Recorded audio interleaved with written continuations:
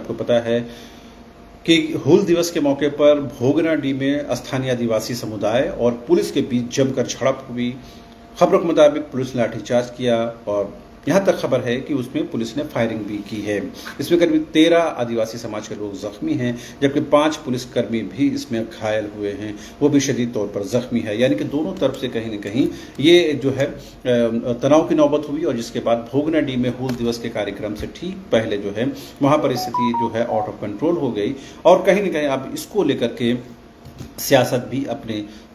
जो है उफान पर है। बीजेपी की तरफ से कहा जा रहा है, कल ही बाबूलाल मरांडी ने इस बात को कहा था कि किस तरह से जो हेमंत सोरेन की सरकार का पतन है, यानी जो उसका अंत है, वो कहीं न कहीं वो उसकी निशानी है। यानी भोगनाडीह में जिस तरह से आदिवासी समाज पर पुलिस ने लाठी चार्ज किया, बर्बरता के साथ कार्रवाई की मंडल मुर्मू और उसके दूसरे लोगों पर, तो जाहिर सी बात है कहीं न कहीं बीजेपी ये बताने की कोशिश कर रही है कि ये हेमंत सोरेन की सरकार जो है वो खत्म होने वाली है, जाने वाली है और इसकी वजह से ही आदिवासियों को इस तरह से निशाना बनाया जा रहा है। लेकिन अब बीजेपी ने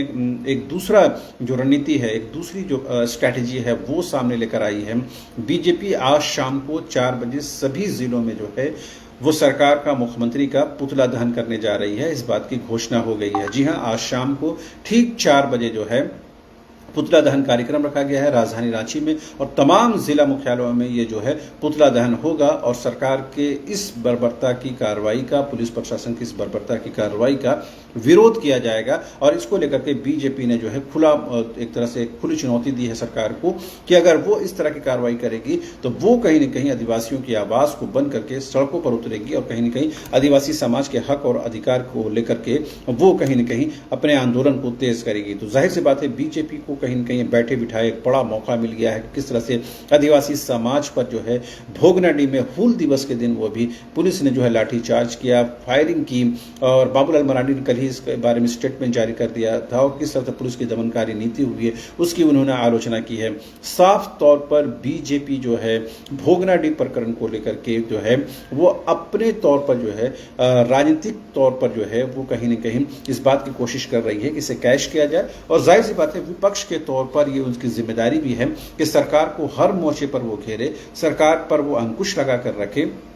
और कहीं न कहीं ऐसा मौका है जब आदिवासी समुदाय को जो है ठीक हूल दिवस के दिन जो उनको निशाना बनाया गया उसको लेकर के बीजेपी ने यह रणनीति बनाई है कि आज यानी कि 1 जुलाई को तमाम जिला मुख्यालयों में, तमाम जिलों में जो है सरकार का, मुख्यमंत्री का जो है पुतला दहन होगा और सरकार के खिलाफ जो है आवाज को बुलंद किया जाएगा। आज शाम को 5 बजे राजधानी रांची में जो है सिरम टोली फ्लाईओवर बचाओ मोर्चा जो है वो भी भोगनाडीह मामले को लेकर के जो है सरकार का, मुख्यमंत्री का पुतला दहन करने जा रही है और कहीं न कहीं ये बताने की कोशिश है कि आदिवासी समुदाय को किस तरह से जो है वो कहीं न कहीं टारगेट किया जा रहा है, उनको निशाना बनाया जा रहा है। और ऐसी एक सरकार में जो खुद आदिवासी समाज से उनके मुख्यमंत्री बिलोंग करते हैं और आदिवासियों और मूलवासियों के हितों को सर्वोपरि रखने का दावा करती है यह पार्टी और ये सरकार, उसके बावजूद भी आदिवासियों को किस तरह से निशाना बनाया जा रहा है, आदिवासियों को किस तरह से टारगेट किया जा रहा है, उसके विरोध में आदिवासी समुदाय का एक बड़ा वर्ग जो है सरकार के खिलाफ होता हुआ नजर आ रहा है। और बीजेपी एक प्रमुख विपक्षी पार्टी के तौर पर कहीं न कहीं इसे जो है अपने तौर पर इसका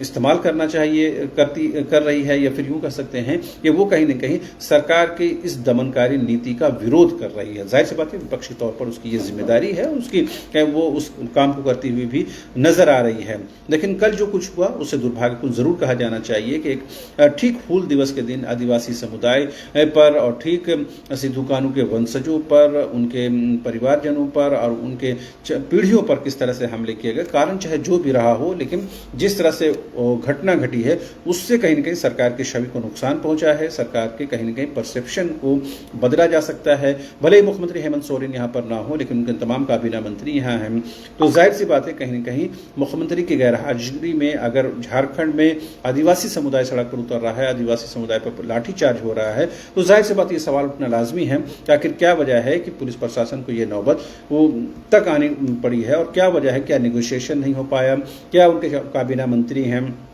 वो इसको शॉर्ट आउट नहीं कर पाए। जाहिर सी बात है, कहीं न कहीं तमाम फेल्योर की वजह से ही कहीं न कहीं आदिवासी समुदाय में नाराज़गी है और अब बीजेपी जो है विपक्ष की भूमिका निभाते हुए तमाम ज़िला ज़िलों में जो है आज शाम 4 बजे जो है वो मुख्यमंत्री और सरकार का पुतला दहन करने जा रही है। तो जाहिर सी बात है, कहीं न कहीं अब आदिवासी समुदाय को लेकर के राजनीति जो है झारखंड में वो चरम पर पहुँचती हुई नज़र आ रही है और भोगनाडीह जो प्रकरण है वो उससे कहीं न कहीं इसको और तवज्जो मिली है, इसको और कहीं न कहीं जो है तपिश मिली है। उससे पहले अब सिरमटोली फ्लाईओवर का मामला हो, रिम्स 2 के निर्माण का मामला हो, पेशा कानून के इम्प्लीमेंटेशन का मामला हो, स्थानीयता का मामला हो, रोजी रोजगार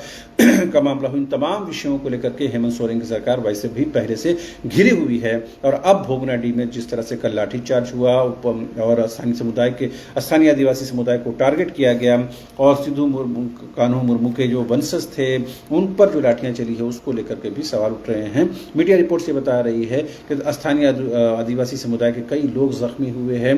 कई अखबारों ने लिखा है कि 13 लोग जख्मी हुए हैं, 5 पुलिसकर्मी भी इसमें घायल हैं, इंजर्ड हैं, उनका भी इलाज इस वक्त चल रहा है। तो जाहिर सी बात है, कहीं न कहीं झारखंड की राजनीति जो है भोगनाडीह की वजह से पूरी तरह से गर्म है और कहीं न कहीं इसकी वजह से राजधानी रांची में भी तपिश बढ़ गई है। बहरहाल अभी के लिए इतना ही। आप तमाम दर्शकों का एक बार फिर से शुक्रिया। Thank you so much.